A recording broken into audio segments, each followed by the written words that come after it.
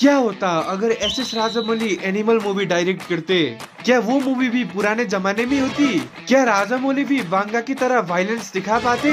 और उससे भी इम्पोर्टेंट सवाल, हमारी 50 वाला सीन होता कि नहीं? तो ये सब सवालों के जवाब असलियत में तो तुम्हें नहीं मिलेगा, लेकिन मैं दिखा दूंगा मेरी इमेजिनेशन में इस वीडियो के द्वारा in what if S Rajamouli directed animal. तो आओ यार, संदीप रेड्डी बांगा के एटीट्यूड को अप्रिशिएट करते हैं और शुरू करते हैं।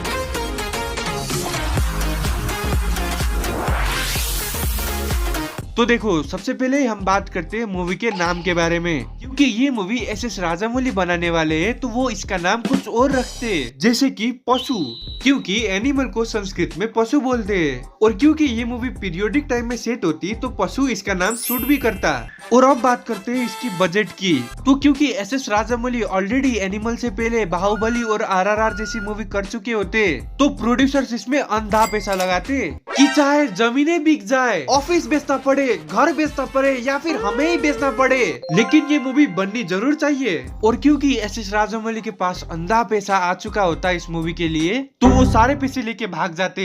मजाक कर रहा हूँ। उतने सारे पैसों से वो इस मूवी को बहुत ज्यादा ग्रैंड बनाते। महंगे महंगे कॉस्ट्यूम्स, महंगे महंगे सेट्स, महंगे महंगे कैमरा और पता नहीं क्या क्या। और क्योंकि राजामौली की भी ये डेब्यू बॉलीवुड मूवी होती, तो वो अपना सारा एफर्ट लगा देते इसमें।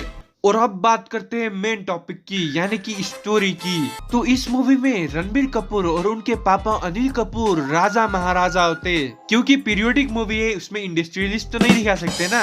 और ओरिजिनल एनिमल मूवी की तरह इसकी प्लॉट भी सेम होती कि महाराजा का बेटा उनसे बहुत ज्यादा प्यार करता है, उनके लिए वो कुछ भी कर सकता है, लेकिन उनके पापा यानी कि पिताश्री को सुनाई तो सब देता है कि वो क्या क्या करता है, लेकिन बेरा ही है वो, इसलिए सारे चीज सुन के भी इग्नोर करता है। सुनाई दे रहा है, बेरा नहीं हूँ मैं। अच्छा ठीक है, अच्छा।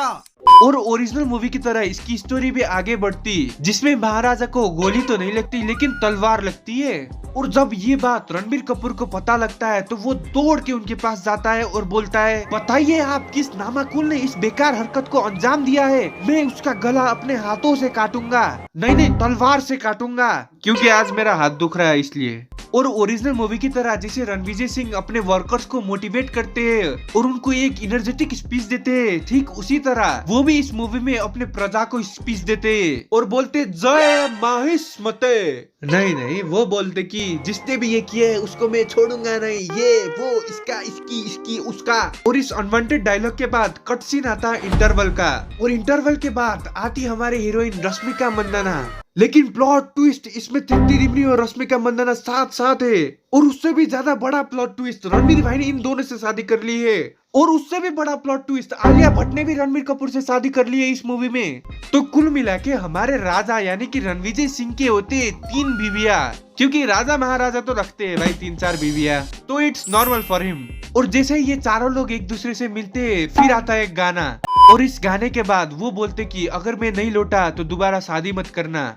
और फिर स्टोरी ओरिजिनल एनिमल मूवी की तरह आगे बढ़ती कि महाराजा के भाई ने उनको धोखा दिया था लालच के लिए, और ओरिजिनल मूवी की तरह वो फेल हो जाते हैं इस चीज में, और वो राज्य छोड़ के चले जाते हैं और डिप्रेशन में चले जाते हैं। और इतने सालों बाद उनका एक बेटा बदला लेने आया है उनके लिए, जो कि है बॉबी देओल, और इस मूवी में वो बोल सकते हैं। और ये बात जैसे ही रणबीर भाई को पता चलता है तो वो निकल लेते हैं उनको पेलने के लिए। पेला मतलब क्या होता है? दो मतलब होते हैं पेलने के, बेटा। और फिर ग्रैंड लेवल का फाइट होता, जिसमें तलवारबाजी होता, मुक्का लात होता, और किसी भी करके अपने मूवी के हीरो जीत जाते हैं। और ओरिजिनल मूवी की तरह वो जाते हैं अपने महाराजा के पास और उन्हें बताते हैं कि मैंने आपके लिए ये सब कर लिया है, आप अब खुशी से रहो। और फिर मूवी खत्म। लेकिन अब आता है पोस्ट क्रेडिट सीन में, जिसमें एक बंदा चल रहा है और वो चल ही रहा है, और सडनली उसका चेहरा दिख जाता है, और वो होते रणबीर कपूर खुद, और वो अपने जेब से एक निकालते हैं केला और उसको खा जाते हैं। और फिर मूवी खत्म।